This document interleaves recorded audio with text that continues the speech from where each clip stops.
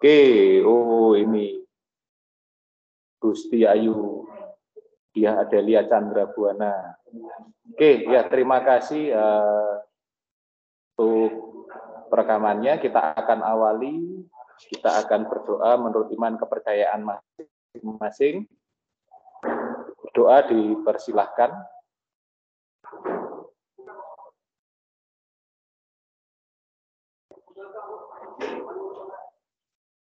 Ya berdoa cukup. Ya nanti kelompok akan melakukan presentasi dan kemudian setelah presentasi memimpin diskusi dan tanya jawab. Setelah itu bagian terakhir baru kemudian dikembalikan kepada saya. Silahkan kepada kelompok.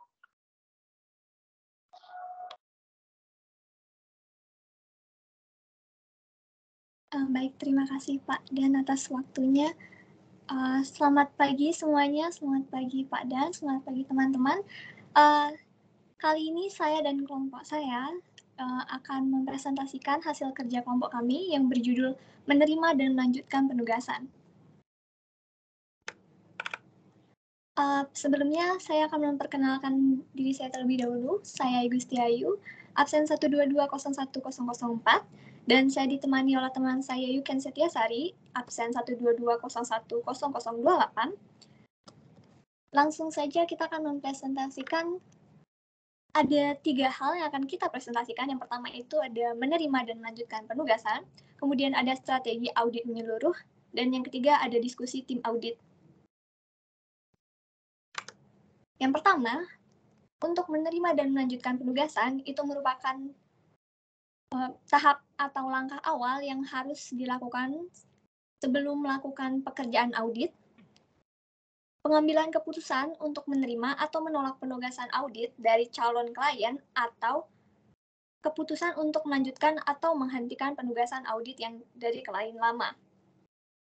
Pengambilan keputusan ini dilakukan untuk menghindari hal-hal yang dapat menyebabkan masalah seperti waktu yang tidak bisa dibebankan kepada klien, imbalan yang tidak dibayar oleh klien, beban psikologis, tambahan bagi partner dan staf, rusak atau hilangnya reputasi, dan yang paling terburuk, kemungkinan kantor akuntan publik atau partner atau staf mengalami tuntutan hukum. Keputusan seorang auditor untuk menerima atau melanjutkan atau menolak penugasan dari klien dilakukan sebelum kedua belah pihak mengikatkan diri dan masuk dalam perikatan.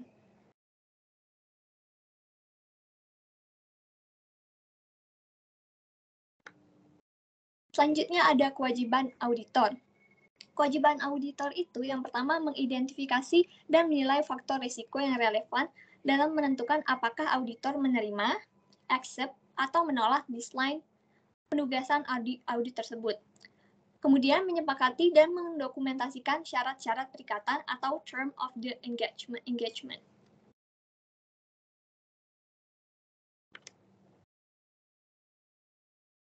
Ini adalah langkah-langkah dari penerimaan penugasan. Yang pertama, mengevaluasi integritas manajemen. Laporan keuangan merupakan tanggung jawab manajemen, jadi audit atas laporan keuangan bertujuan untuk memberikan pendapat atas laporan keuangan yang disajikan oleh manajemen. Oleh karena itu, untuk dapat menerima perikatan audit, auditor berkepentingan untuk mengevaluasi integritas manajemen agar auditor mendapatkan keyakinan bahwa manajemen perusahaan klien dapat dipercaya. Selanjutnya, mengidentifikasi keadaan khusus dan risiko tidak biasa. Berbagai faktor yang perlu dipertimbangkan oleh auditor tentang kondisi khusus dan risiko tidak biasa yang mungkin berdampak terhadap penerimaan perikatan audit dari calon klien dapat diketahui dengan cara yang pertama mengidentifikasi pemakai laporan keuangan auditan, kemudian memperkirakan adanya persoalan hukum dan stabilitas keuangan klien, kemudian mengevaluasi auditabilitas perusahaan klien. Selanjutnya, menetapkan kompetensi untuk melakukan audit. Sebelum auditor menerima suatu perikatan audit, ia harus mempertimbangkan apakah ia dan anggota timnya memiliki kompetensi yang memadai untuk menyelesaikan perikatan tersebut, sesuai dengan standar auditing yang telah ditetapkan oleh IAI. Kemudian, selanjutnya mengevaluasi independensi. Standar umum kedua standar auditing yang berbunyi, dalam semua hal yang berhubungan dengan perikatan, independensi dalam sikap mental harus dipertahankan oleh auditor. Auditor harus mengevaluasi adakah hal-hal yang dapat mengganggu independensi auditor terhadap klien. Selanjutnya, menentukan kemampuan untuk bekerja dengan cermat dan seksama. Standar umum ketiga berbunyi bahwa dalam pelaksanaan audit dan penyusunan laporannya, auditor wajib menggunakan kemahiran profesionalnya dengan cermat dan seksama. Dan yang terakhir, menyiapkan surat penugasan. Surat penugasan atau perikatan audit merupakan surat yang dibuat oleh auditor untuk kliennya yang berfungsi untuk mendokumentasikan dan menegaskan penerimaan auditor atas penunjukan oleh klien, tujuan dan lingkup audit, lingkup tanggung jawab yang akan dipikul oleh auditor bagi kliennya. Baik auditor maupun klien berkepentingan terhadap surat perikatan audit, karena berbagai kesepakatan penting tentang perikatan audit didokumentasikan dalam surat tersebut, sehingga dapat mencegah terjadinya kesalahpahaman yang mungkin timbul antara keduanya. Selanjutnya, strategi audit menyeluruh. Strategi audit menyeluruh adalah bagian dari tahap pertama dalam proses audit, yakni tahap penilaian risiko atau risk assessment, yang pada ISA 300 telah dijelaskan mengenai langkah-langkah dalam menyusun rencana audit dan strategi audit secara menyeluruh, dan langkah-langkahnya itu ada permulaan dan ada penilaian risiko. Untuk permulaan, ada langkah-langkah yang harus dilakukan untuk memulai strategi audit tersebut. Yang pertama, lakukan kegiatan pra-penugasan atau client acceptance continuance dan syarat penugasan. Kemudian yang kedua, kumpulan informasi yang relevan tentang entitas seperti hasil usaha tahun berjalan, hasil audit tahun lalu, dan perubahan penting dalam tahun ini. Yang ketiga, tunjuk staf, pengendali mutu, atau quality control reviewer, dan ahli yang diperlukan. Yang keempat, jadwalkan pertemuan tim audit dan partner penugasan untuk membahas kemungkinan salah saji yang material dalam laporan keuangan. Kemudian yang kelima, tentukan tanggal-tanggal di mana hal penting dari pekerjaan audit harus dilakukan, seperti perhitungan persediaan, prosedur penilaian risiko, konfirmasi eksternal, kunjungan akhir tahun ke cabang-cabang, dan pertemuan untuk membahas hasil audit. Untuk penilaian risiko, ada langkah-langkah yang harus dilakukan. Ada 5 juga. Yang pertama itu ada tentukan materialitas untuk laporan keuangan secara keseluruhan dan performance materiality. Yang kedua, tentukan sifat dan luasnya prosedur penilaian risiko yang harus dilakukan dan siapa yang akan melaksanakannya. Kemudian yang ketiga, sesudah risiko dinilai pada tingkat laporan keuangan, buat tanggapan secara keseluruhan yang tepat. Masukkan juga dampak terhadap prosedur audit selanjutnya yang harus dilaksanakan. Yang keempat, komunikasi garis besar lingkup dan waktu yang direncanakan untuk audit itu kepada TCWG. Dan yang kelima, mutakhirkan dan ubah strategi dan rencana audit jika ada perubahan situasi. Next, mengkomunikasikan rencana audit. Pada ISA 260 alinea 15 ditegaskan bahwa auditor wajib mengkomunikasikan dengan TCWG mengenai garis besar lingkup dan penjadwalan waktu auditnya. Hal-hal yang dapat dikomunikasikan itu, yang pertama, bagaimana saran auditor dalam menghadapi salah saji yang material karena kecurangan atau kesalahan, kemudian pendekatan auditor terhadap pengendalian intern, dan bagaimana ia memanfaatkan pengendalian yang relevan dalam prosedur auditnya, dan yang ketiga, penerapan materialitas dalam konteks audit. Selanjutnya untuk dokumentasi akan dijelaskan oleh teman saya Yulia. You can, maaf.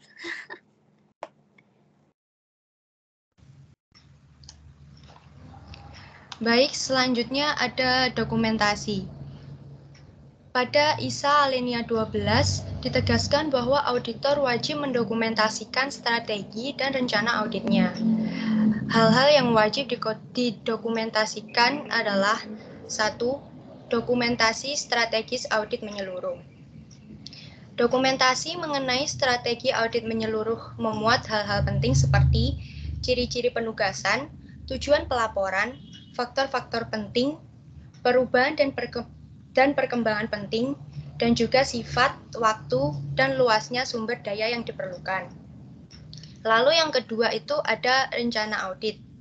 Rencana audit ini wajib dikomunikasikan terlebih dahulu dengan TCWG mengenai garis besar, lingkup, dan penjadwalan waktu auditnya. Ini berdasarkan ISA 260 alinea 15. Lalu yang perlu dikomunikasikan dan didokumentasikan yaitu tentang bagaimana saran auditor dalam menghadapi salah saji yang material karena kecurangan atau kesalahan. Lalu yang kedua, pendekatan auditor terhadap pengendalian intern dan bagaimana pemanfaatan pengendalian yang relevan dalam prosedur auditnya. Penerapan materialitas dalam konteks audit. Hal-hal lain yang mungkin juga harus dikomunikasikan sesuai dengan ketentuan perundang-undangan atau berdasarkan kesepakatan dengan entitas atau persyaratan tambahan dalam surat penugasan. Kelemahan-kelemahan signifikan dalam pengendalian intern juga harus dikomunikasikan oleh auditor.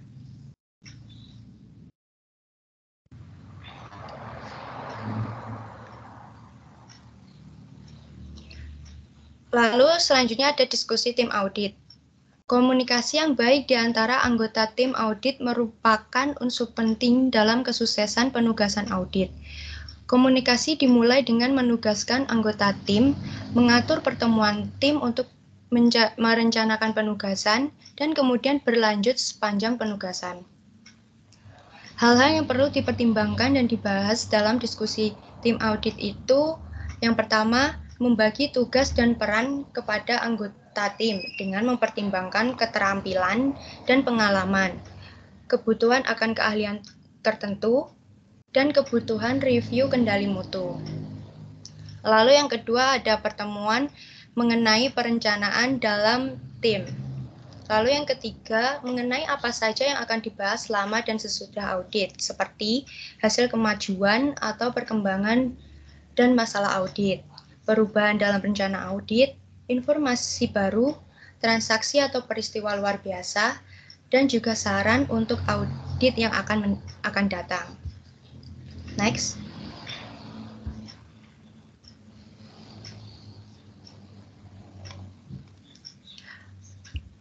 Selanjutnya, pertemuan perencanaan tim audit. Di dalam penugasan yang lebih besar, pertemuan mengenai perencanaan dijadwalkan jauh sebelum dimulainya pekerjaan lapangan. Penjadwalan dini ini dapat memberikan cukup waktu untuk membuat perubahan jika diperlukan dalam rencana terinci.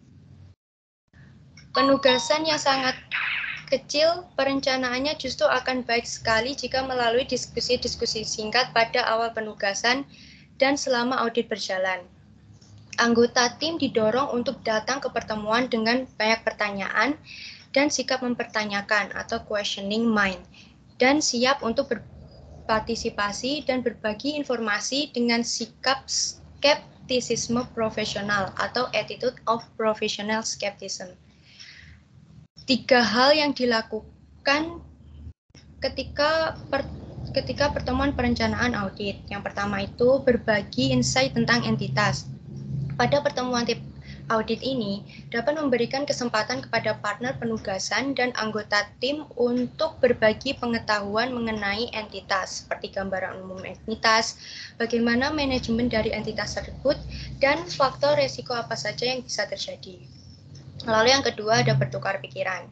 Di dalam pertemuan tim audit juga dilakukan yang namanya bertukar pikiran atau brainstorming mengenai gagasan-gagasan seperti potensi untuk kesalahan dan kecurangan, dan juga bagaimana tanggapan terhadap resiko yang teridentifikasi sehingga dapat digunakan untuk menentukan pendekatan audit apa yang dapat diterapkan. Lalu yang ketiga, perencanaan audit.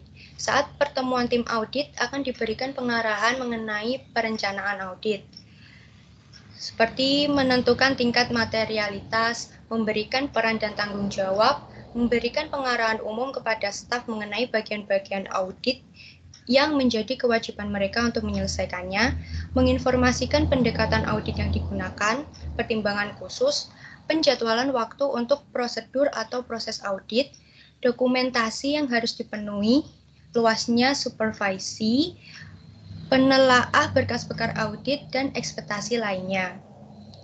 Dan juga di dalam perencanaan audit ini juga akan menekankan pentingnya mempertahankan skeptisisme profesional selama audit berlangsung. Next. Selanjutnya ada komunikasi selama dan pada akhir audit. Setiap anggota tim audit mempunyai sedikit perbedaan dalam perspektif mereka mengenai entitas. Bahkan beberapa informasi yang dikumpulkan oleh beberapa anggota tim yang ditunjuk mungkin tidak masuk akal, sampai akhirnya informasi itu digabungkan dengan informasi yang dikumpulkan anggota yang lain. Hal ini misalnya terlihat dalam kasus kecurangan, di mana identifikasi pola-pola kecil, kelemahan-kelemahan, dan penyimpangan berfungsi sebagai potongan-potongan kecil yang membawa auditor kepada pengungkapan kecurangan. Hanya dengan berbagi informasi di antara anggota tim, gambaran besar dari potongan-potongan yang terkumpul menjadi terungkap. Diskusi tim tidak hanya dibatasi dalam pertemuan-pertemuan mengenai perencanaan audit. Tim audit perlu didorong untuk berkomunikasi dan berbagi informasi yang mereka peroleh dengan berbagi relevansinya, khususnya ketika informasi itu berdampak pada penilaian risiko dan prosedur audit yang direncanakan. Next.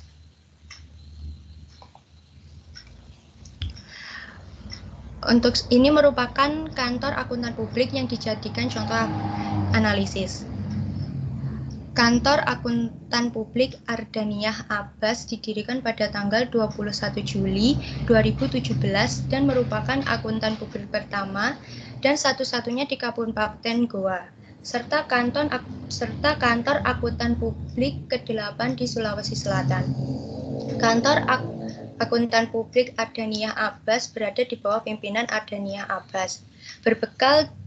Berbekal pengalaman praktik yang dimiliki selama bertahun-tahun pada salah satu kantor akuntan publik terkemuka di Makassar, serta pengalaman sebagai tenaga pengajar di beberapa perguruan tinggi di Makassar, akhirnya didirikanlah kantor akuntan publik Ardaniyah Abbas untuk melayani kebutuhan para pelaku usaha dalam bidang akuntansi, auditing, perpajakan, training, dan konsultan manajemen. Next.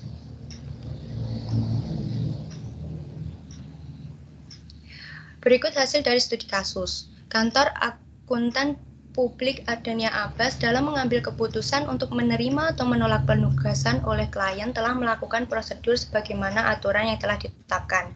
Prosedur penerimaan penugasan oleh klien pada Kantor Akuntan Publik Ardaniyah Abbas ini meliputi analisis bentuk dan jenis usaha klien.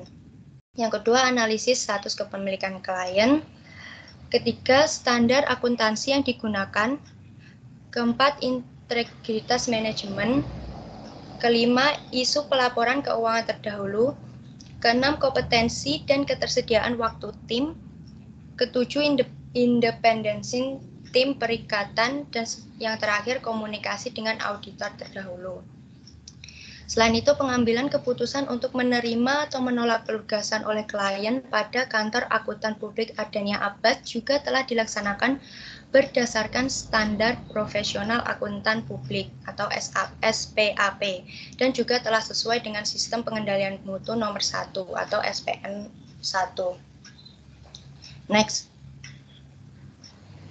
Sekian presentasi dan untuk sesi selanjutnya akan saya kembalikan ke Gusti Ayu. Terima kasih, Ken. Sekarang kita buka sesi tanya jawab ya. Yang mau bertanya bisa raise hand-nya.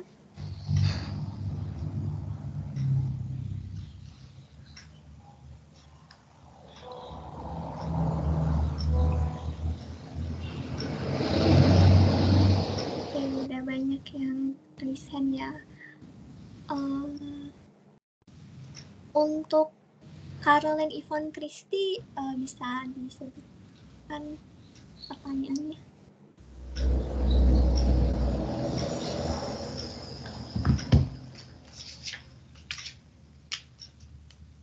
Halo? Halo? Halo? Halo, nama saya Caroline Christie, ingin bertanya, mengapa perkembangan perekonomian saat ini penting untuk dipertimbangkan dalam perencanaan suatu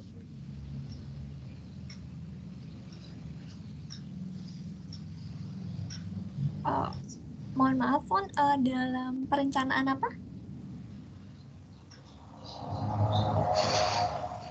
Saya ulangi ya pertanyaannya, Iya, mengapa perkembangan perekonomian saat ini penting untuk dipertimbangkan dalam perencanaan suatu audit? Oke, terima kasih, Fon. Selanjutnya untuk Kak Cynthia Dwi Alverina, bisa disebutkan pertanyaannya? Ya, terima kasih atas kesempatannya. Nama saya Cynthia Dwi Alverina dengan NIM 1219143. Saya mau bertanya kepada kelompok, apabila perusahaan mengganti auditor, bagaimana tanggung jawab auditor pengganti dan auditor terdahulu? Terima kasih. Oke, terima kasih. Sebentar itu.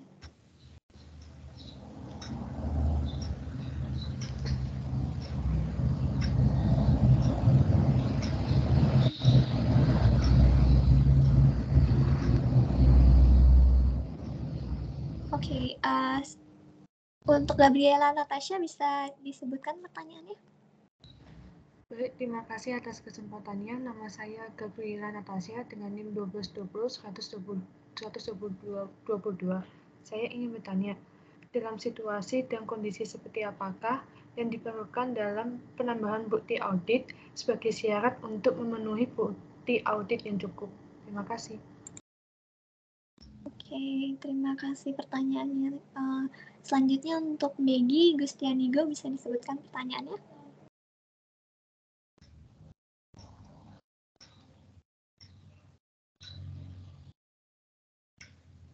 Halo Maggie.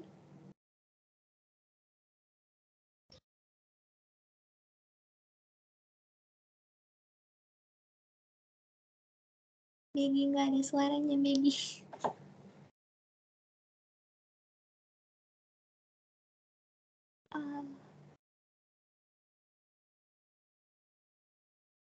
Kalau emang mic-nya error, boleh ditulis aja di chat.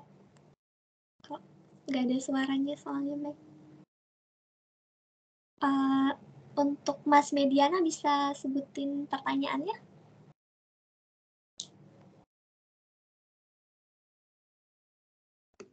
Baik, terima kasih atas kesempatannya. Saya Mediana, NIM 24, ingin bertanya, dalam menerima penugasan, apa saja rumusan yang harus diperhatikan dalam menilai risiko penugasan, menilai risiko yang dapat diterima? Baik, terima kasih. Oke, kalau Maggie udah nulis di chat, kita jawab 5 pertanyaan dulu ya. Yang lagi 5 di sesi kedua. Ditunggu sebentar ya, kasih.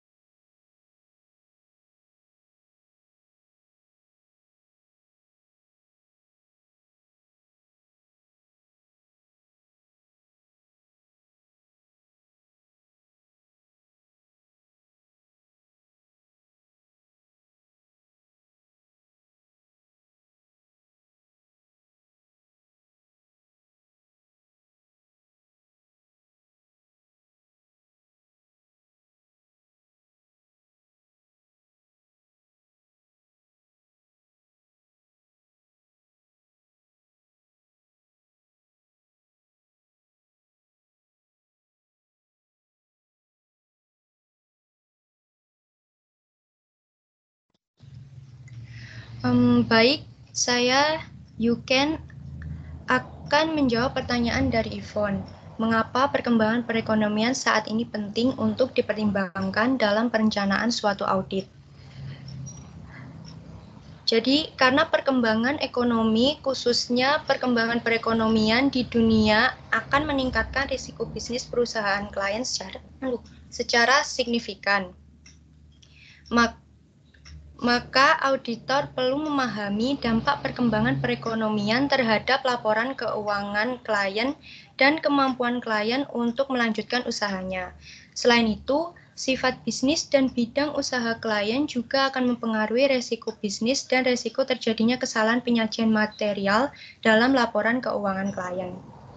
Begitu, Yvonne. Baik, sudah cukup. Terima kasih. Ya, sama-sama. Selanjutnya, saya akan menjawab pertanyaan dari Kak Cynthia.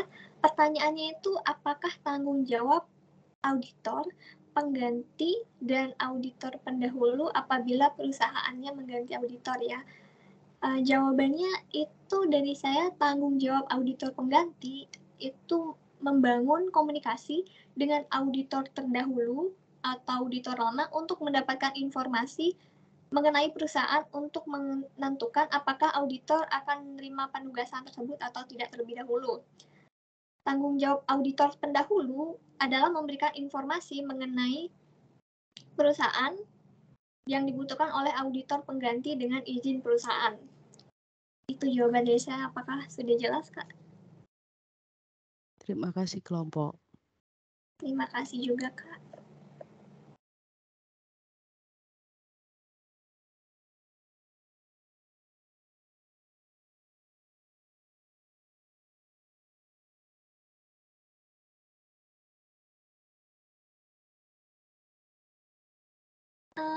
Saya juga akan menjawab pertanyaan dari Gabriela Natasha tentang dalam situasi dan kondisi seperti apakah yang diperlukan dalam penambahan bukti audit sebagai syarat untuk memenuhi bukti audit yang cukup.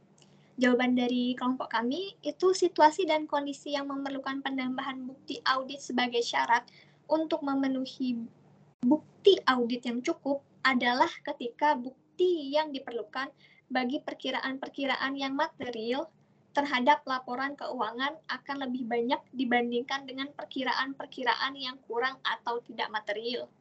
Apakah jawabannya sudah jelas, Tasya? Sudah jelas, terima kasih Adil atas jawabannya.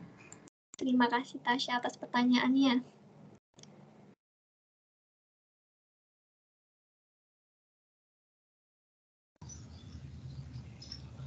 Baik, saya akan menjawab pertanyaan dari Mediana. Dalam menerima penugasan, apa rumusan-rumusan pertanyaan yang harus diperhatikan dalam menilai risiko penugasan yang dapat diterima? Pertanyaan-pertanyaan yang bisa diajukan itu, apa perubahan-perubahan dalam periode ini yang berdampak terhadap penugasan atau tren dan inisiatif bisnis perubahan karyawan, pelaporan keuangan sistem IT. Apa perubahan-perubahan dalam periode ini yang berdampak terhadap penugasan?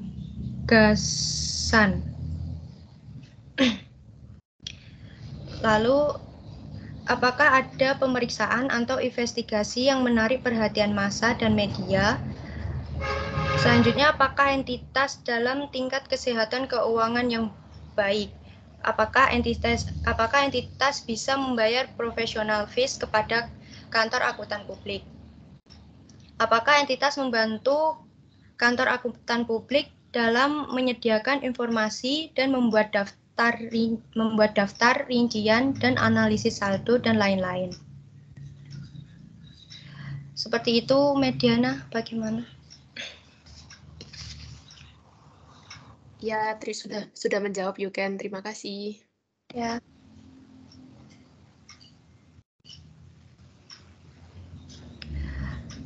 Saya juga akan menjawab pertanyaan dari Maggie. Apa tujuan serta tanggung jawab auditor dalam berkomunikasi dengan TCWG?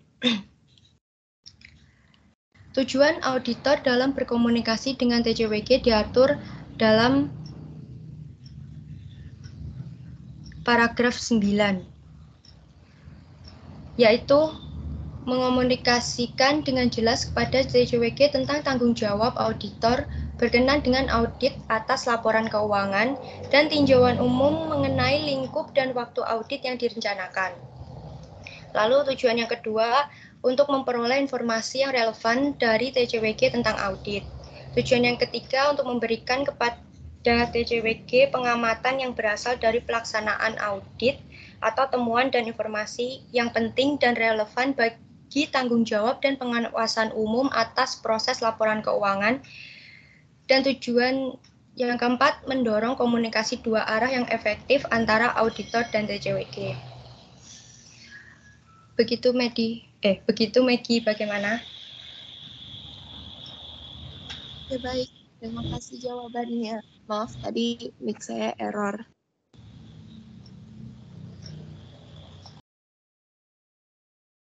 Baik, terima kasih untuk 5 penanya pada sesi 1. Langsung saja saya panggil 5 orang lagi ya. Yang udah dijawab bisa lower hand-nya. Terima kasih. Untuk Nike Trinanda Susanti, bisa disebutkan pertanyaannya? Baik, terima kasih atas kesempatannya. Saya Mika NIM 12201007 ingin bertanya, apakah faktor-faktor yang harus dipertimbangkan dalam mempengaruhi keputusan auditor dalam menerima penugasan? Terima kasih. Baik, terima kasih Miki pertanyaannya. Selanjutnya untuk Kak Rozan Naufal, bisa disebutkan pertanyaannya? Oke, terima kasih kesempatannya. Saya Rozan dengan NIM 121910035. Saya ingin bertanya, hal apa yang harus dipertimbangkan oleh seorang auditor dalam perencanaan audit? Terima kasih. Baik, terima kasih Kak Rozan atas pertanyaannya. Selanjutnya Safira Fitriyanti, bisa disebutkan pertanyaannya? Baik, terima kasih atas kesempatannya. Saya Safira, NIM 122010011. Tadi kan di slide ada kalimat menyiapkan surat penugasan. Jadi saya mau bertanya apa tujuan dari surat penugasan, kemudian subjek apa yang harus dibahas dalam surat semacam itu. Baik, terima kasih Tira atas pertanyaannya. Selanjutnya Fionita Nabila, bisa disebutkan pertanyaannya? Baik, terima kasih kesempatannya. Saya Fionita Nabila, NIM 122010018. Pertanyaan saya, jelaskan mengapa auditor perlu memahami bidang usaha klien. Sumber informasi apa saja yang bisa digunakan auditor untuk mempelajari bidang usaha klien? Itu saja, terima kasih. Terima kasih pertanyaannya. Dan yang terakhir untuk Yulia Erlina, bisa disebutkan pertanyaannya? Baik, terima kasih kesempatannya. Saya Yulia, NIM 122010029. Pertanyaan saya, apa saja manfaat dari disusunnya rencana dan strategi dalam audit? Terima kasih. Terima kasih semuanya atas pertanyaannya. Saya dan Yuken akan diskusi terlebih dahulu, bisa ditunggu. Terima kasih.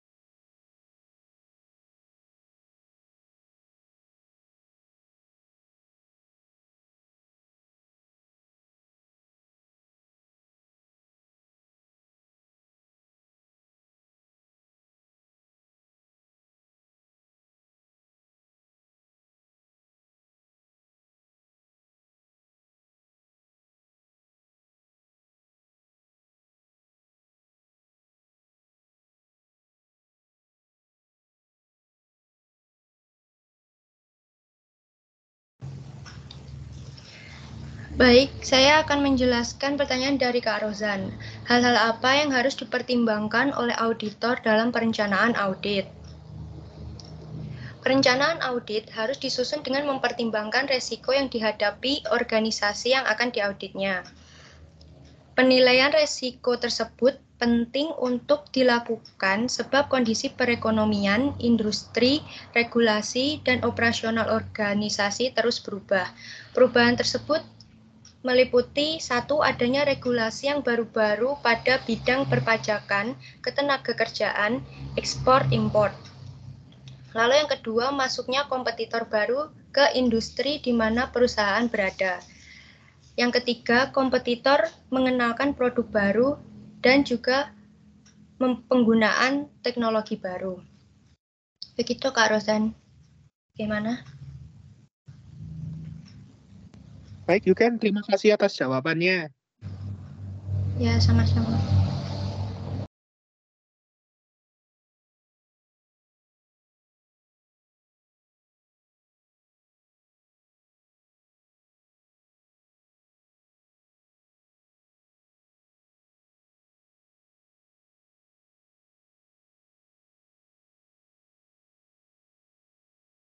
Oke, selanjutnya saya akan menjawab pertanyaan dari Safira, yaitu apa tujuan dari surat penugasan dan apa subjek yang harus dibahas dalam surat tersebut.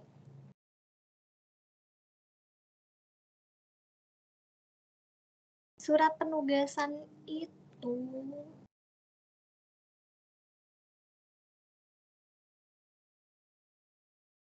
harus mencakup tujuan penugasan dan tanggung jawab auditor dan manajemen dan batasan-batasan penugasan. Surat penugasan merupakan kesepakatan antara kantor akuntan publik dan klien tentang pelaksanaan audit dan layanan terkait. Ini harusnya menyatakan layanan apa yang akan diberikan, apakah ada pembatasan yang akan diberlakukan pada pekerjaan auditor, tenggat waktu penyelesaian audit, dan bantuan yang akan diberikan oleh personel klien. Surat penugasan juga dapat mencakup biaya auditor, dan selain itu, surat penugasan menginformasikan kepada klien bahwa auditor tidak dapat menjamin bahwa semua tindakan penipuan akan ditemukan. Apakah sudah jelas, Vira? Ada yang Saya jelas, Adel, terima kasih. Terima kasih, Vira, pertanyaannya.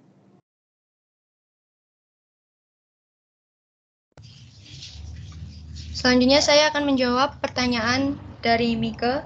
Faktor-faktor apa saja yang mempengaruhi keputusan auditor menerima penugasan? Sebelum memutuskan untuk menerima penugasan dari klien, auditor harus memahami bisnis kliennya. Dengan memahami bisnis klien ini berarti dapat memperkecil resiko audit. Resiko dalam audit berarti audit menerima suatu tingkat ketidakpastian tertentu dalam pelaksanaan audit. Auditor juga harus menyadari misalnya ada ketidakpastian mengenai kompetensi bahan bukti, efektivitas struktur pengendalian interklien, dan ketidakpastian apakah laporan keuangan memang telah disajikan secara wajar setelah audit selesai. Gitu, Medi. Baik, bisa dipahami. Terima kasih.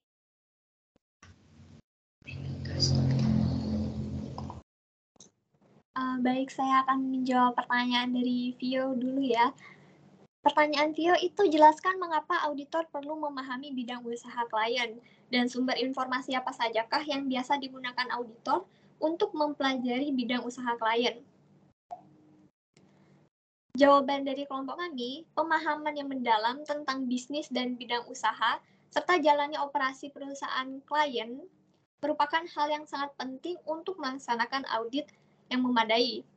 SA 315.11 menyatakan bahwa pemahaman atas entitas dan lingkungannya meliputi faktor industri, peraturan, dan faktor eksternal lain, termasuk kerangka pelaporan keuangan yang berlaku, kemudian sifat entitas, termasuk operasinya, struktur kepemilikannya, dan tata kelolanya, jenis investasi yang dilakukan dan yang rencananya akan dilakukan oleh entitas, termasuk investasi dalam entitas bertujuan khusus, dan cara entitas tersebut distrukturisasi dan bagaimana entitas tersebut dibiayai untuk memungkinkan auditor memahami golongan transaksi, saldo akun, dan pengungkapan yang diharapkan ada dalam laporan keuangan. Kemudian, pemilihan dan penerapan kebijakan akuntansi oleh entitas termasuk alasan perubahannya. Kemudian ada tujuan dan strategi entitas, dan risiko bisnis terkait yang dapat menimbulkan risiko kesalahan penyajian material. Dan yang terakhir itu ada pengukuran dan penelahan atas kinerja keuangan entitas. Apakah jawabannya sudah jelas, Pio? Sudah sangat jelas. Baik, terima kasih atas jawabannya kelompok. Terima kasih, Pio, atas pertanyaannya. Dan yang terakhir, saya akan menjawab pertanyaan dari Erli, yaitu apa manfaat dari disusunnya rencana dan strategi audit. Manfaat perencanaan audit itu adalah yang pertama, membantu auditor untuk mencurahkan perhatian yang tepat terhadap area yang penting dalam audit, kemudian membantu auditor untuk mengidentifikasi dan menyelesaikan masalah yang potensial secara tepat waktu. Kemudian membantu auditor untuk mengorganisasi dan mengelola perikatan atau penugasan audit dengan baik, sehingga perikatan tersebut dapat dilaksanakan secara efektif dan efisien. Kemudian memfasilitasi arah dan supervise atas anggota tim perikatan atau penugasan dan penelaahan atas pekerjaan mereka. Dan yang terakhir ada membantu jika relevan dalam pengorganisasian hasil pekerjaan yang dilakukan oleh auditor, komponen, dan pakar. Apakah jawaban sudah jelas, Erlina? Iya, sudah sangat jelas, Adel. Terima kasih. Terima kasih semuanya atas pertanyaannya dan atas waktu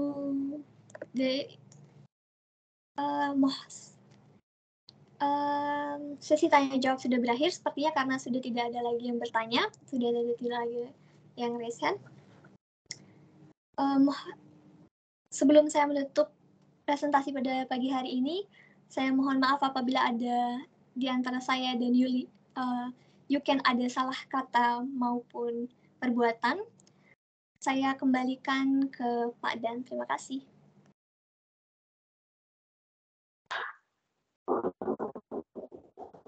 Cek.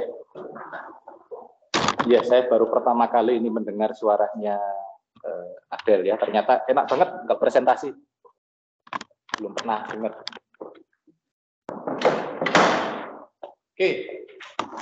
Nggak tahu bisa kelihatan nggak ya. Untuk yang hal yang di ini yang di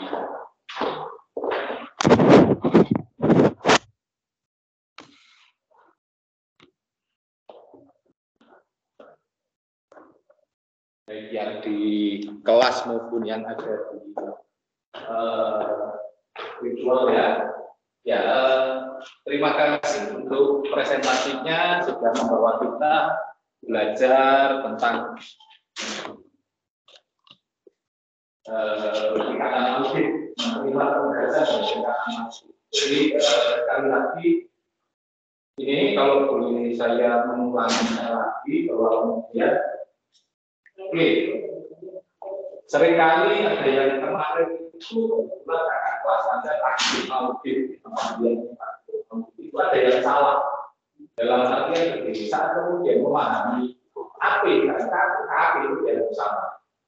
Jadi sepertinya harus saya ulangi dari awal ya.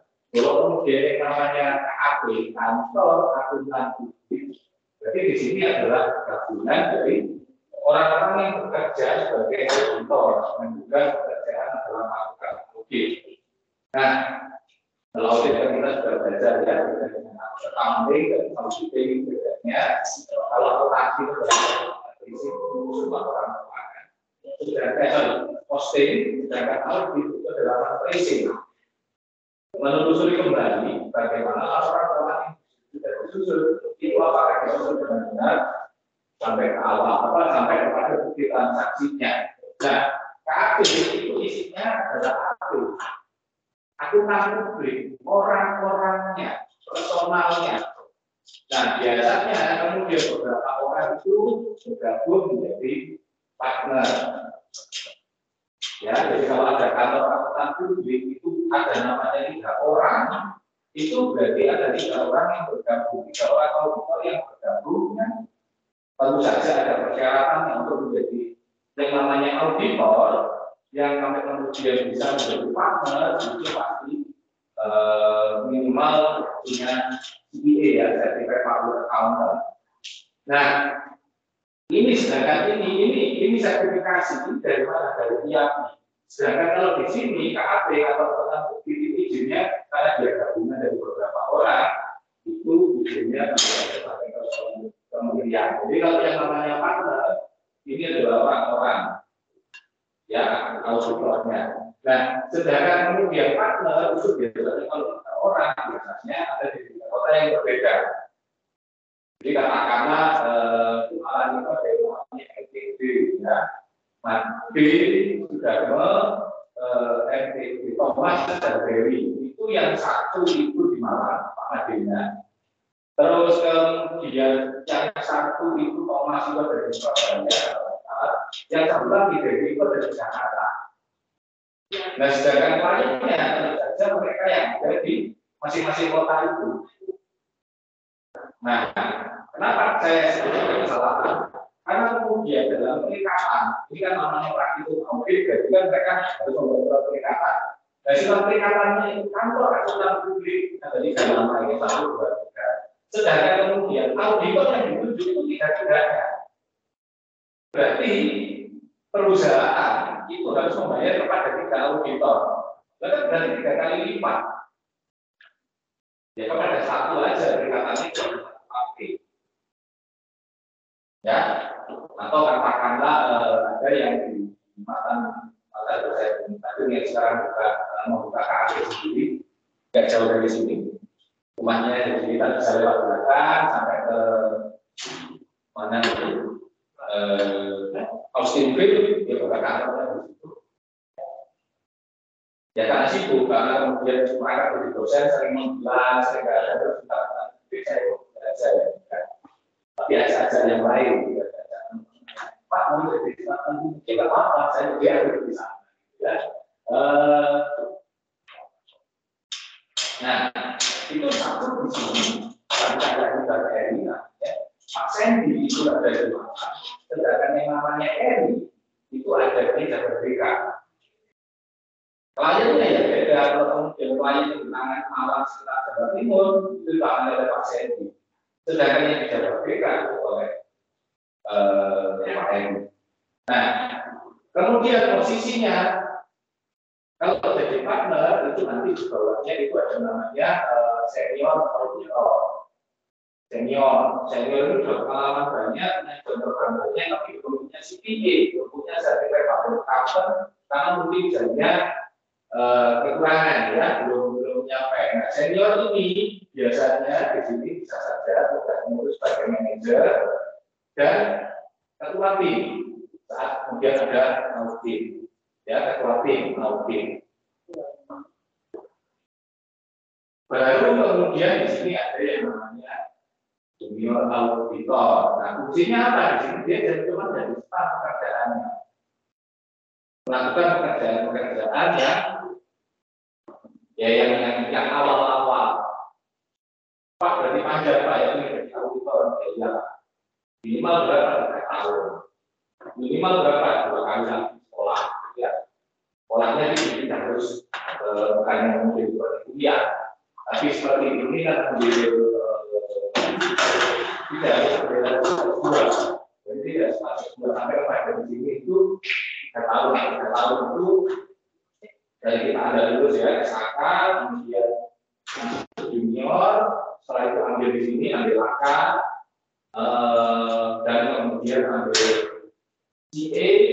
Kalau AK itu akuntan register itu bukannya dengan kemudian BUMN dan sebagainya, terus CA itu ada umumnya bisnis dan kemudian di sini ambil CPA.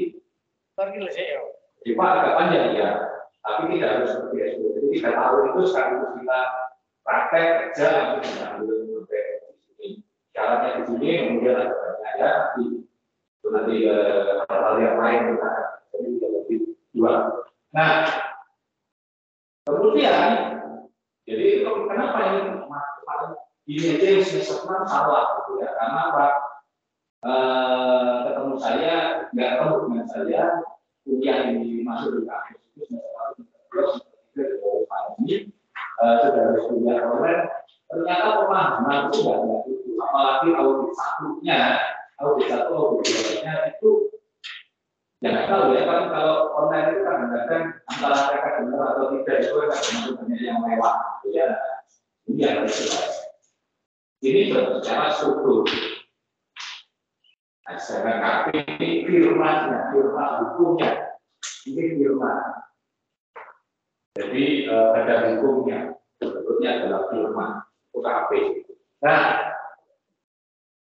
kemudian kalau kita ngomongin hari ini kita ngomongin perikatan, itu berarti apa sebenarnya kita kembali lagi ke prinsip awalnya bahwa kemudian audit itu kan menggunakan RIT, risk based audit, pengauditan berbasis risiko. Nah, tahapannya itu ada secara umum ada 4.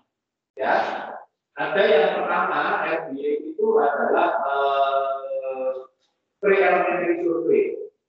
Preliminary survey. Nah, kemudian setelah itu ini kita masih di sini preliminary survey ya, tapi ini adalah ini kemudian di sini ada risk assessment.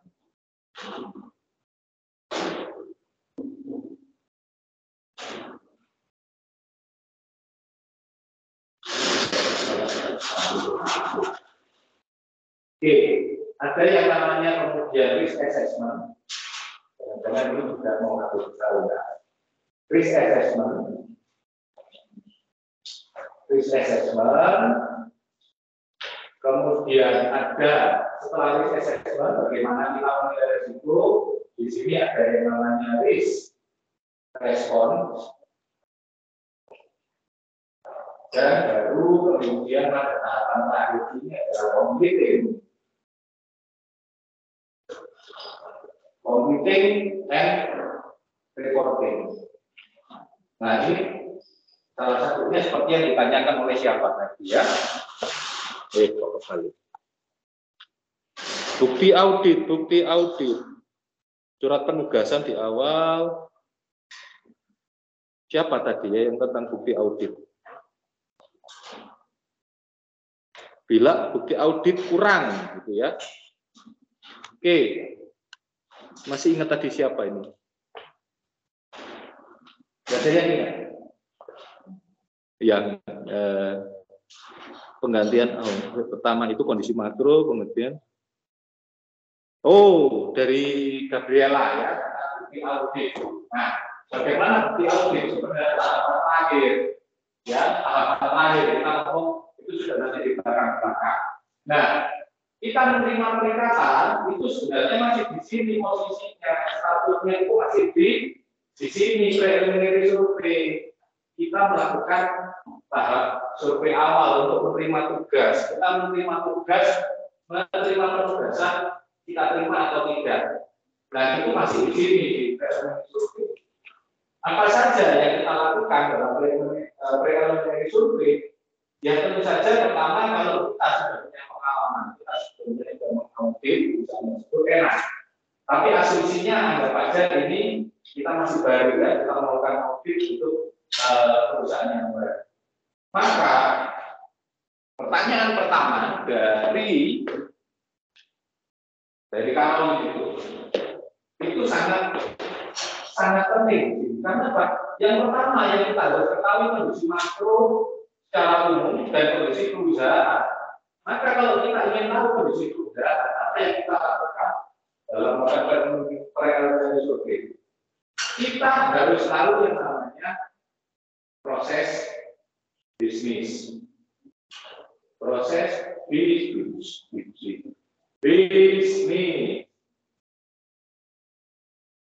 Masih ingat proses bisnis? Siapa yang mata kuliah apa?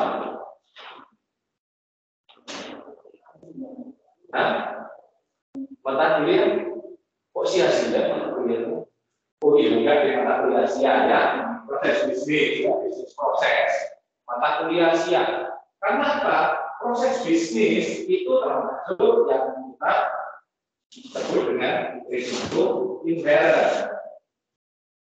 Risiko inherent ya, kalau bisnis, kalau kita tahu dari itu kan ada 3 risiko yang kita harus nilai sebelum kita menerima audit ya. Ada risiko inherent, risiko pengendalian, dan risiko deteksi. Nah, bisnis proses itu jadi tahapan awal yang harus kita ketahui. Kalau kita tidak tahu seperti apa perusahaan ini, ya jangan kita kemudian dan mengaudit, bisa jadi masalah. Artinya apa? Berarti yang tahu awal tahu itu prosesnya satu industrinya secara umum. Oh, industrinya dia masuk ke industri apa? Tentu ya. Contoh, dia masuk di industri manufaktur. Jadi dia memproduksi, ada pabrik yang memproduksi. Nah, atau di jasa. Maka kita harus tahu di dalamnya proses bisnis tahu. Nah, masing-masing auditor itu punya keahlian. Saya kebetulan lebih suka di akuntansi sosial dan lingkungan. Audit saya audit yang miring-miring, ya, yang rapat-rapat. Kalau untuk urusan NGO, BUMDes, operasi bagian saya. Tapi kalau saya untuk manufaktur, sudah males. Dulu awal-awal waktu akan masak, dia semuanya dari. Tapi kalau saya lebih tertarik, ya, yang non-profit. Kenapa? Enak, aslinya saya nakal aja. Kalau saya belajar industri, katakanlah dari manufaktur, maka saya harus belajar banyak proses bisnis yang ribet banget. Terutama kalau sudah ngomongin pokok produksi dan sebagainya. Terus terang, saya hancur, bukan saya kalau akuntansi biaya dan akuntansi manajemen. Enaknya omong, pokoknya selalu lulus. Nggak tahu saya. Kenapa saya itu selalu kesulitan dengan akuntansi manajemen? Akuntansi manajemen dan berperilaku ada punyanya, ya Pak Buku itu bagi saya. Kalau sekarang dikatakan aku, dia Pak kalau nggak ini apa ngajar akuntansi biaya, saya pada bicaranya tentang itu bidang yang paling lemah. Bagi saya, ya, sedari kuliah, mau S1, mau S2 itu, sampai S2-nya 2 kali, akuntansi biaya saya itu tetap tidak kenal dari itu. Biaya itu paksa. Pokoknya kayaknya sulit banget itu saya memahami. Apalagi kalau kemudian ada transfer pricing, ya ada departemen, biasanya mungkin kecil-kecil, ya. Terus kemudian apa namanya, yang biaya itu alokasi biaya itu activity based costing, activity management, aduh sudah mending saya disuruh hitung yang buahnya sudah kasih saya laporan-laporannya suruh analisis, nggak apa-apa kita lebih baik daripada satu proses ini. Pak tolong susunkan lebih baik juga bisa saya tahu lah saya dulu saya nggak tahu itu dan kelemahan saya, makanya saya tidak kemudian mengambil juga. Nah, kemudian saya menjadi auditor itu yang saya sering datang itu kalau ada keuangan. Terus kemudian pasti sektor kehutanan, perkebunan dan sebagainya. Dan kemudian saya menemukan yang lain lagi. Karena selain itu yang mungkin di latar belakang saya sebagai kemudian akan terima dan sebagainya jadi berpengaruh. Kalau kehutanan itu kan mudah. Ada ini masuk bukan ada periksa ya sambil dulu ya ya itu bedanya. Kemudian kalau saya sudah masuk dari waktu awal itu waktu saya pernah di Gresik dulu disuruh ngaku masuk ke Gresik sebulan yang dia produksinya itu adalah kabin masuk itu sudah panas. Terus kemudian harus jalan di tengah dari Gresik ya tahu sendiri, Gresik itu kan punya kayak apa juga jalan nggak ada pohon-pohonan sudah di kaki. Itu bapak melakukan banyak kaki Udah lewat itu, ya ampun, sampai ke tempatnya masuk ke ruangan kerjanya, saya buka. Teman-teman yang lain, ayo, yang bisa. Nah, kalau di sini ada, saya nggak bisa apa-apa itu. Peringatan dehidrasi, peringatan dalam nggak bisa gerak. Dan bagi saya sesuatu stres. Tapi kalau kemudian diperiksa, kemana? Jadi jalan turis. Ini kan di dulu itu malu namanya. Ya, terus kemudian mereka maksudnya ini jalan sabar ke Ambon, terus kemudian naik kapal ke sini, masuk ke hutan, kurang lebih ya kira-kira 3 jam 4 jam, harus bawa tombus bahagia. Wah, saya sudah naik kapalnya juga, naik kapal itu sekitar 3 jam, itu sudah makan iwan gitu ya. Kalau makan iwan, masih makan iwan. Kita naik ke sana gitu ya, naik kapal ini, Pak, saya bisa nggak bisa, bahagia saya. Teman saya udah ngapain gitu. Kadang-kadang dia kawan bersemangat aja dia enggak. Kalau ngaku gitu ya, itu beda makanya saya tidak bisa begitu. Nah, pemahaman itu harus paham. Nah, ini kebetulan ada hubungannya dengan hobi dan kesenangan saya. Akan periksa kemudian di tempatnya saya beri itu akan orang lain. Mana bisa ya, itu kan cuma terus yang berarti ini berarti kira-kira berapa 2 jam 3 jam ya? Kalau lama kan udah jalan situ kan kalau mau enak-enak santai-santai. Kalau lagi musimnya ikan mancing bisa gitu kan sambil. Nah itu kesenangan.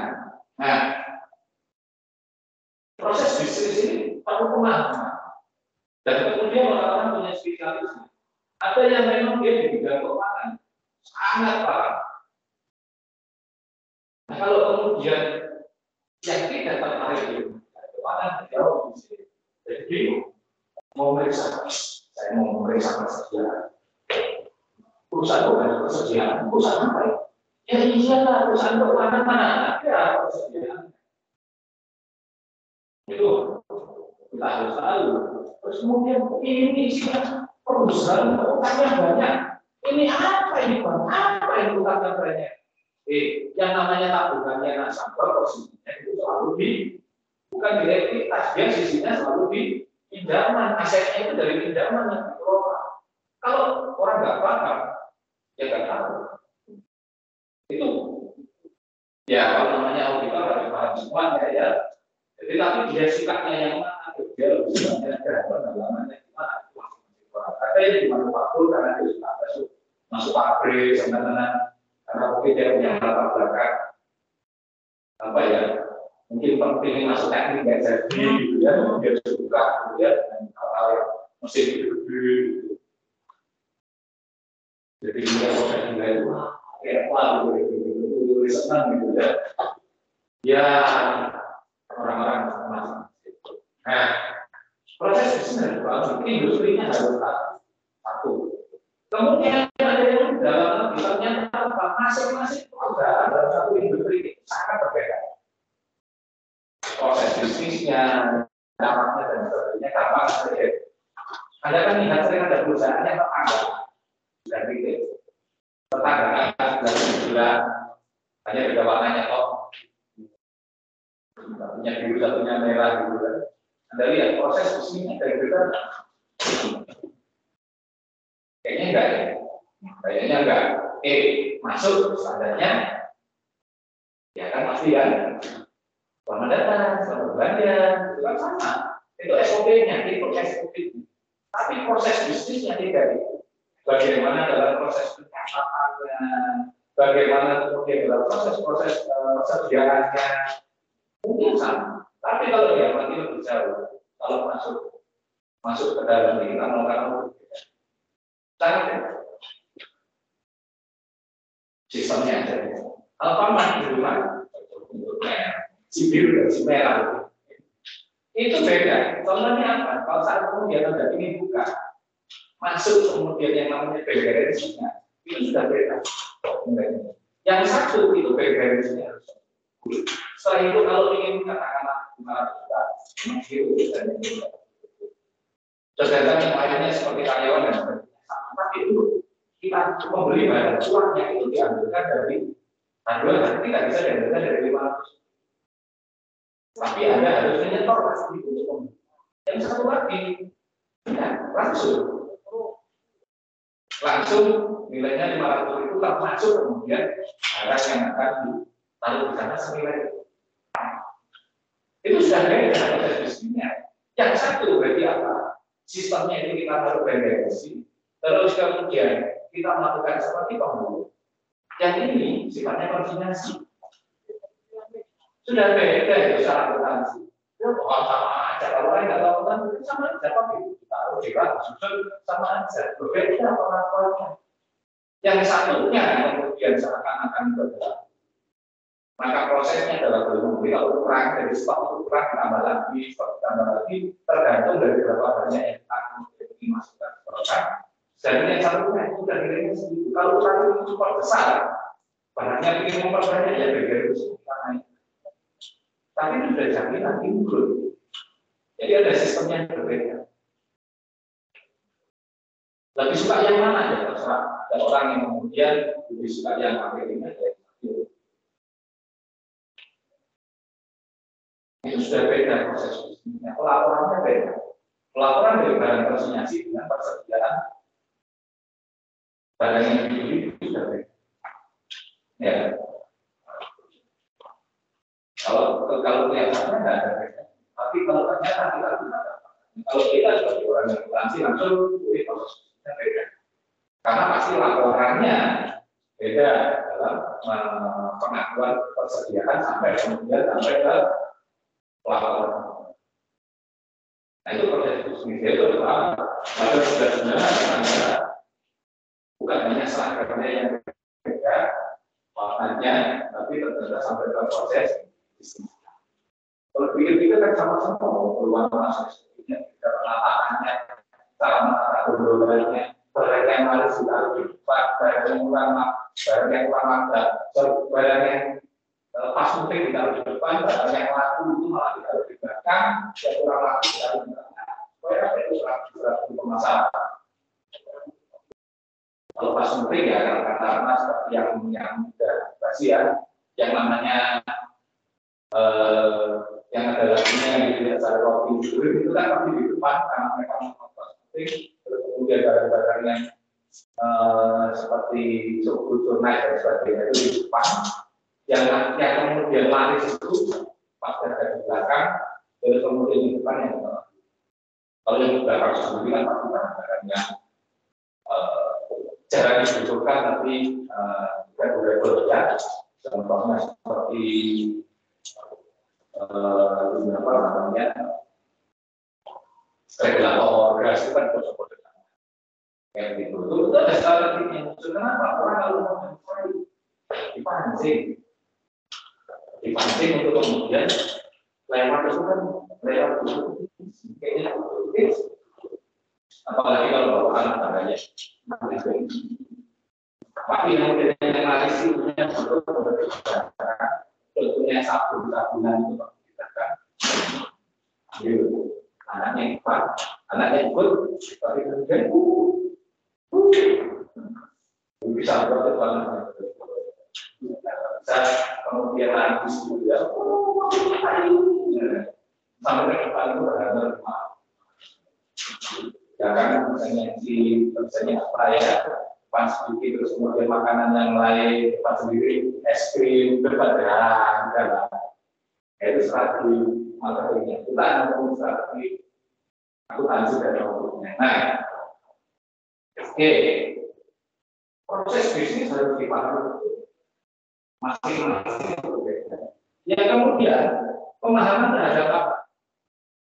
Kaitannya juga masih dengan audit itu tadi kelompok menyebutkan kelompok tadi bukan terutama menyebutnya intern ya. Harusnya kalau bahasa Indonesia itu internal ya.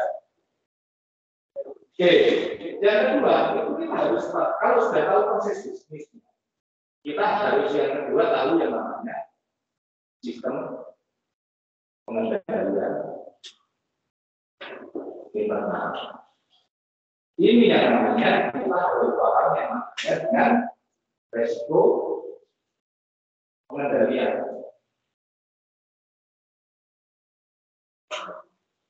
Harus tahu benar kayak apa di dalam pengendalian.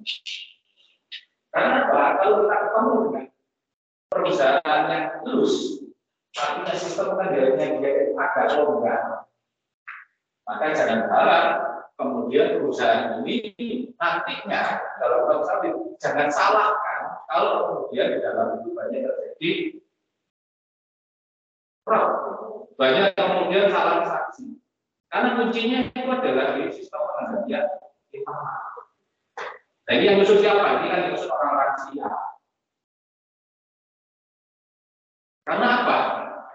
Kalau sistem pengendalian internalnya itu, ya, sistem pengendalian internal itu kan bagaimana kita mengamankan aset perusahaan, kekayaan. Jadi tujuannya SPI, sistem pengendalian internal itu adalah pada bagaimana perusahaan itu dibuat aman. Contoh, bagi saya sangat mengagumi sebuah perusahaan yang ada sebuah toko yang ada di Malang, tapi belum tahu. Ada yang pernah tahu Centenary Galaxy? Tidak hilang. Buku siswa, dan betul siswa ini Galaxy itu sekarang ada tulisannya kajwe tangan. Tangan, tulisannya kajwe tangan. Tangan itu kan ada yang mempunyai perempuan kecil itu ada satu namanya Galaxy Stationery. Galaxy Stationery itu sistemnya, tapi banyak yang selain kalau ya kita bisa kami kalau di situ sistemnya paling bagus. Kenapa? Karena kita tidak pernah bisa membeli. Nah, itu mesti salah. Kasih contohnya, kita mau beli toko itu ya. Nah, ke sana, kalau yang sudah ini sebenarnya berapa? Oke, kita nggak bisa mikir, nggak bisa. Cuma kita punya.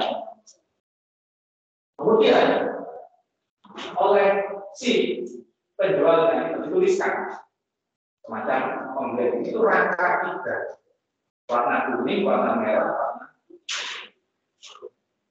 ya 3 rangka terusan.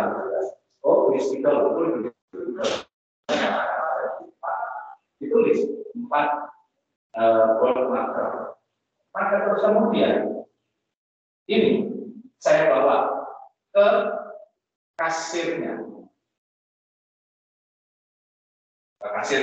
Bulan tokonya itu ya namanya toko kan bukan tetap dulu ya.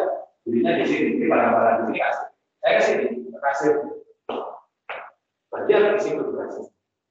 Di kasirnya itu kemudian distempel dengan tulisan lunas yang putih.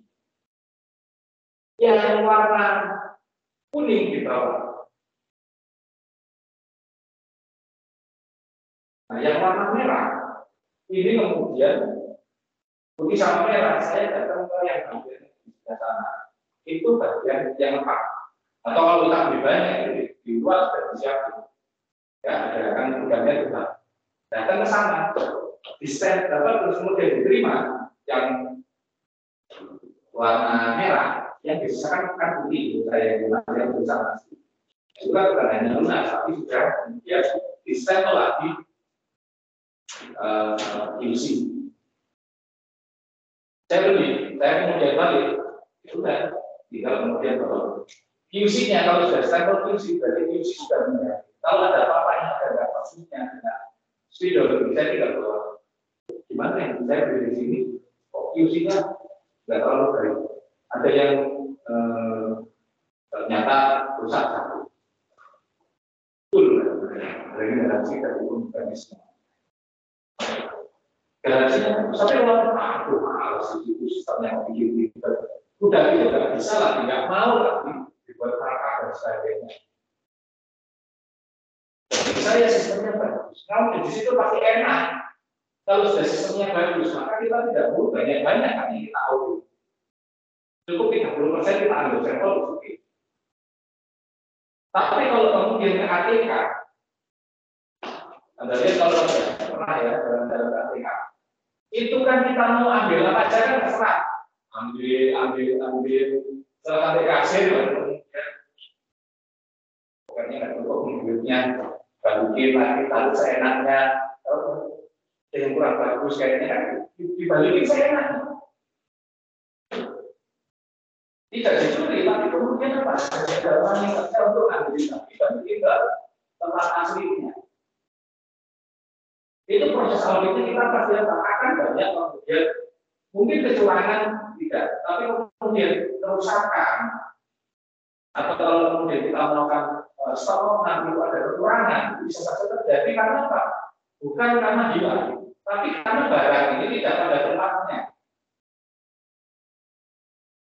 Nah itu sistem yang harus Anda pelajari, harus tahu, ya.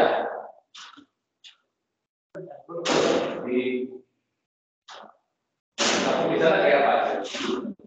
Nah ini harus tahu. Kalau tidak tahu kayak begini, harus tahu kalau sistem kan dari internalnya apa. Kaitannya dengan proses bisnis, ya sistem dari internal kan kalau tidak aset belum terima. Hanya karena salah tempat itu bisa jadi berantakan laporan kemudian persediaan harus dikeluarkan orang satu orang dua. Kalau seperti tubuhnya itu tidak terlalu besar, kalau kita kemudian sistemnya itu pakai perpetual, transaksinya diikuti satu-satu, mobil, sepeda motor enak. Tapi kalau tubuhnya retail, atau kalau kita kemudian tidak hanya retail, ya, itu kan barangnya banyak, harganya banyak. Terus sepeda motor aja, itu motor dan pamer. Belum yang kemudian produksinya siapa? Ada produksi asli. Ada yang kemudian KW 1, KW 2, KW 3, KW 4, kalau ada gitu kan. Kalau KW 4 biasanya buatan pasukan, ya. Nah kalau itu kan harganya tentu saja beda. Itu masing-masing tapi punya kode itu berapa harganya. Nah kayak gitu, bagaimana kemudian ya sistem pengendaliannya harus baik terkait apa untuk menyamakan. Nah itu yang kedua yang harus dipahami oleh auditor. Jadi apa ini terkait nanti bagaimana dua risiko ini dikaitkan dengan apa? Dikaitkan dengan kemampuan auditor. Bagaimana apakah SDM kita plus waktu kita cukup? Ditambah terus kemudian ini ada sama dengan apa? Dengan kemudian berapa alokasi sebetulnya nanti apa ya dana atau biaya auditnya. Biaya auditnya berapa? Nah, kemampuan di sini, kemampuan SDM dan waktu ini nanti urusannya dengan risiko deteksi. Apakah kita cukup mampu? Apakah kita cukup pengetahuan? Apakah kita tahu bagaimana cara kemudian audit untuk kemudian menentukan?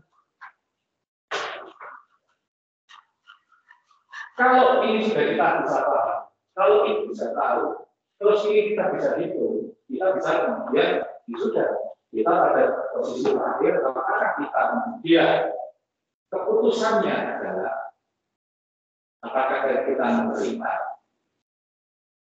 atau menolak dari penugasan. Tidak itu aja. Tapi kalau saya kemudian ya sudah ini ya pilih sudah sumber daya manusia harus pokoknya namanya itu kan. Karena kantor auditor juga sama aja. Ya.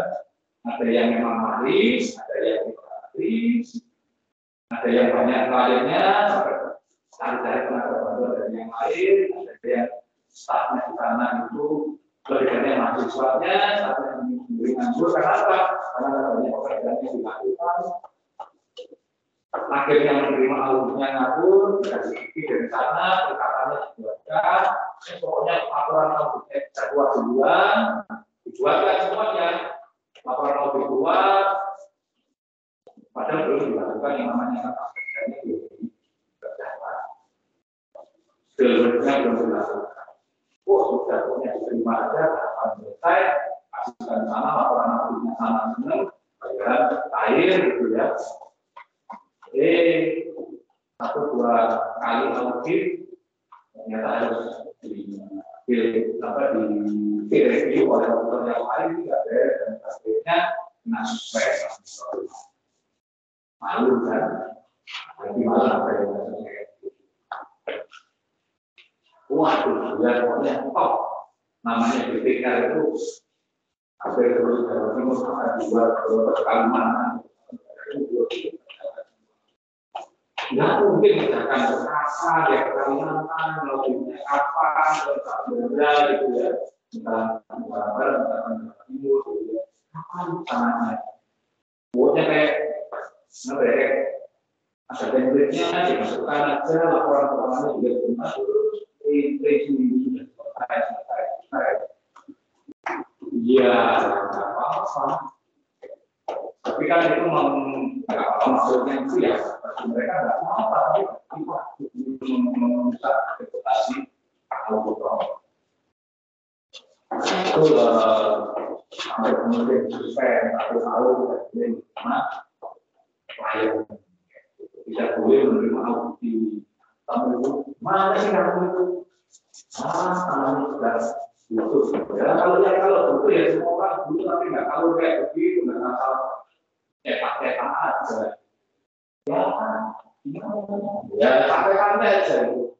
Dunia itu ya masih muda, ngawurnya minta ampun. Akhirnya berapa apa deh, auditor ya itu bisa begitu. Tak mungkin kita jalankan seperti Jerman loh, nggak bisa ya. Kita sudah mahal, tentangnya macam-macam. Seleksi wajar, yang penting sama-sama keluarga. Masa untuk lepas tinggal di dunia aja itu sampai sekian dulu sama hukuman power masuk ke dalam katakanlah itu ada sampai juga ada laporannya bikin mati di rumah itu semua sama jadi apa sih ternyata saya nggak tahu kalau sudah seperti tapi kalau saya kayak ini salahnya karena kita semuanya waktu kalau itu ya masa harus ke sektor dulu bukan tinggal atau kalian ya dikasih yang benar jangan mau dia boleh lagi kita yang sudah mahal padahal dia cuma dulu keluarnya dan yang kemarin kalian menunggu ya sudah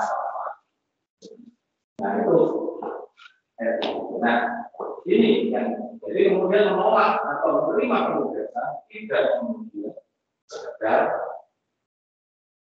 kita tahu bagaimana sebenarnya cara usulan perusahaan termasuk dalamnya bagi apa pengaruh dari kondisi ekonomi makronya kayak apa ekonomi makro kalau ini kan apa urusannya dengan ini kan kaitannya dengan ekonomi itu kayak dalam usaha. Jadi kondisi makro kayak pandemi kemarin kita tahu perusahaan-perusahaan jasa keuangan itu tapi untuk retail masih dia masih stabil ya setiap orang masih makanan untuk kebutuhan sehari-hari.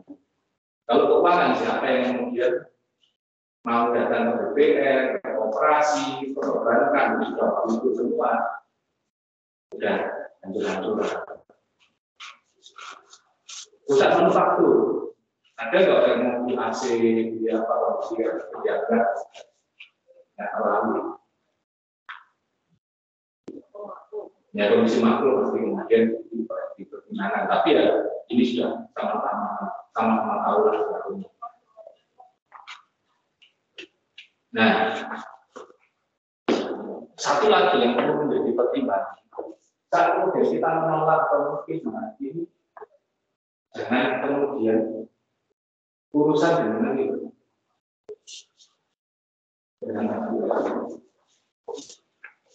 Kalau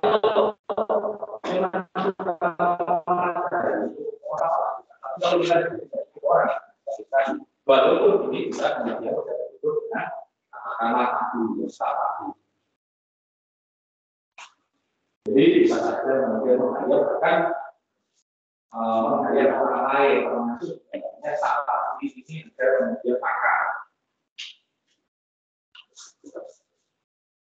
pakar itu orang-orang yang punya keahlian tertentu, mereka yang kemudian appraisal atau apa gitu ya, bisa diberikan.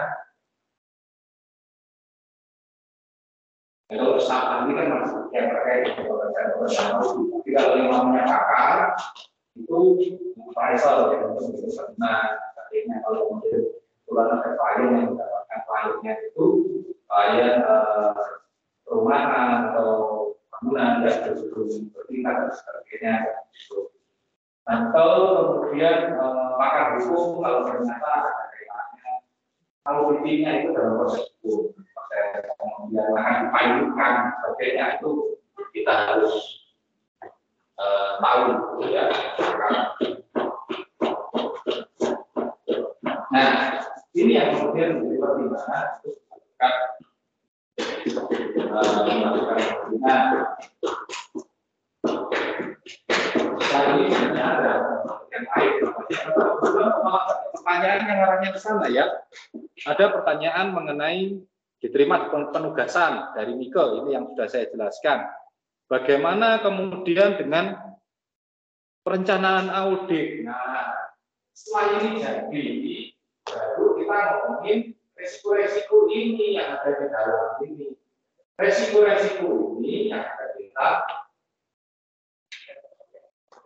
kita kemudian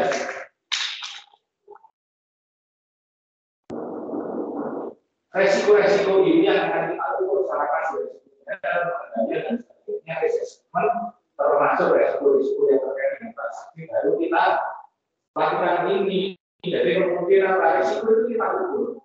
Resiko itu pengukuran terhadap resiko. Resiko itu kemudian kita hitung. Masing-masing resiko ini tidak hanya kita ketahui, tapi masing-masing resiko ini kita hitung. Ada kemudian yang namanya resiko. Bagaimana menghitung resiko? Ya kemudian tidak dihitung satu-satu. Kemudian dia itu hanya kemudian ini sedang atau ya. Nah, kemudian bagaimana kemudian melakukan perencanaan? Ya ini di respon ini kemudian dari resiko yang kita kemudian itu kita buat dari sini itu muncul yang namanya perencanaan audit. Isinya apa? Isinya itu adalah bagaimana kemudian mitigasi terhadap resiko dan kemudian bagaimana kemudian kita melakukan strategi dalam melakukan audit. Nah, tapi belum, karena pokok bahasanya berbeda ya. Pokok bahasanya kita ngomongin ya hari ini kita menerima. Nah ini semua bagaimana yang atau katakan berdasarkan dari survei ini adalah baginya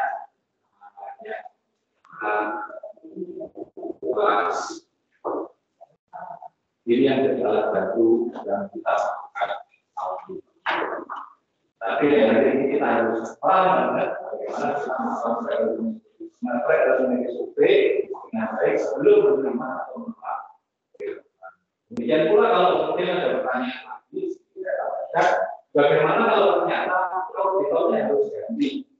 Auditor ganti nggak mungkin di tengah jalan, atau di tengah jalan di proses auditnya harus mulai dari awal. Biasanya, ya, ini pertanyaan yang pernah saya ceritakan kan, saat saya awal-awal dulu di TCB atau TCB ya, salah seorang TCB buat orang TCB. Saya kan menjadi pengawas ya, dan ketua pengawas atau komisaris independen kalau dikatakan, saya tidak, karena saya masuk itu dan saya dilantik dan mau nggak mau saya berikan jasa. Saya masuk kemudian auditornya itu memaparkan, sebenarnya di rapat anggota perusahaan, kooperasi rapat anggota, dia memaparkan temuannya dan sebagainya. Saya bilang, nah kalau kayak begini ya saya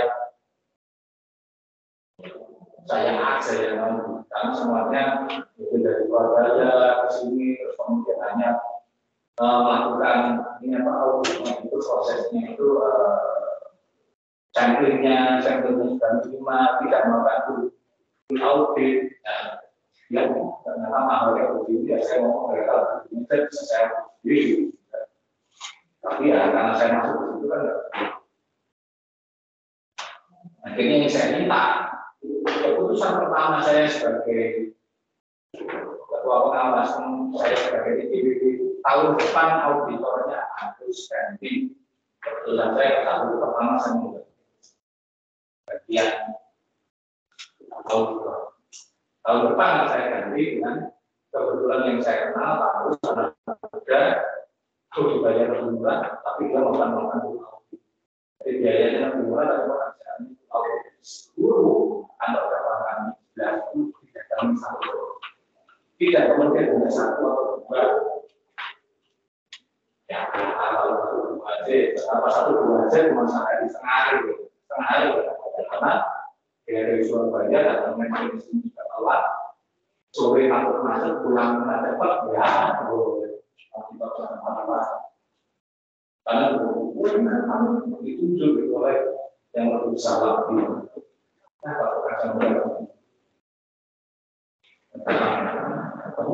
ya kemudian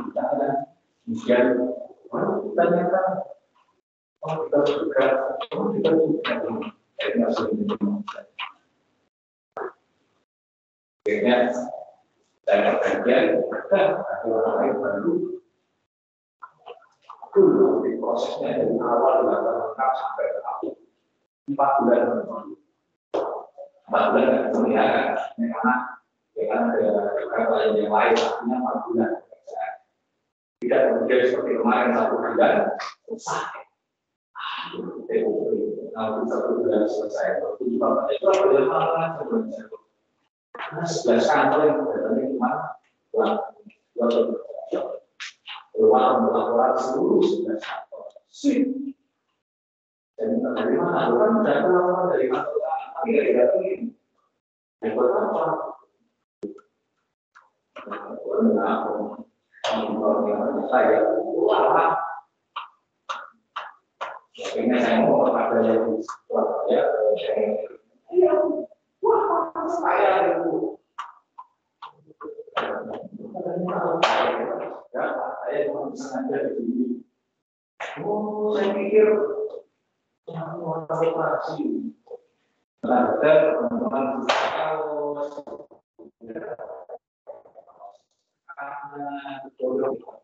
apa-apa.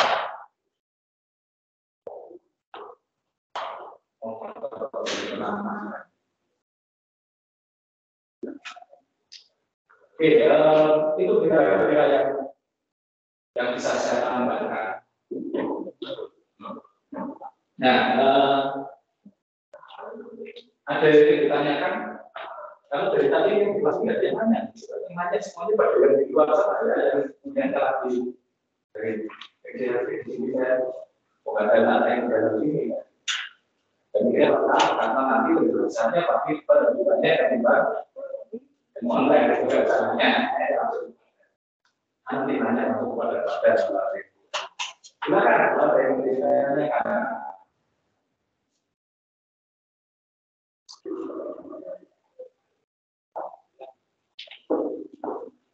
Oke, ya kalau tidak ada yang ditanyakan, biasanya dan tidak apa-apa. Dia masih setengah atau 2 SKS. Kalau saya lakukan lagi lain. Yang kemarin saya pernah audit. Yang kemarin saya berkali. Ya, supaya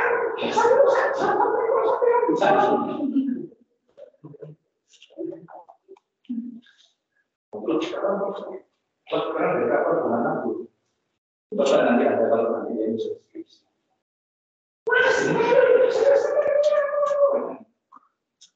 Mas, kalau nggak banyak nggak ada.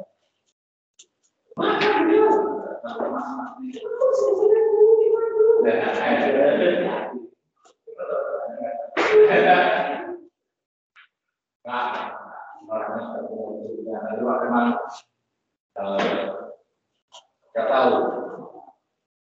kalau sama mahasiswa, kalau sama mahasiswa yang sudah ada kemarin. Dan mana yang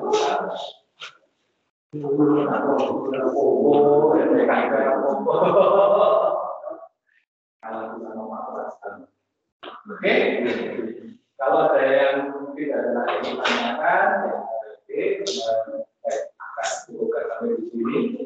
Terima kasih untuk perhatiannya. Ya, semoga apa yang saya sampaikan jangan bermanfaat. Ya, semuanya kita harus nanti.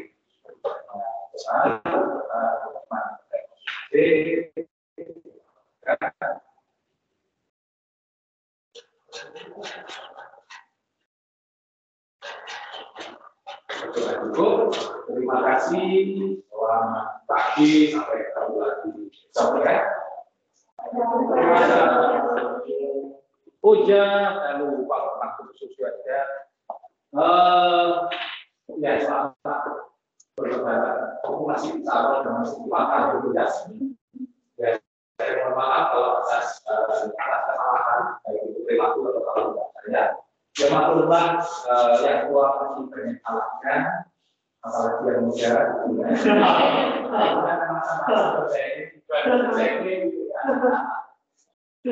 Kalau ada teman-teman yang kelebihan silakan bisa ditransfer ke bank. Merupakan kemarin. Oke, terima kasih. Selamat ya. Selamat pagi.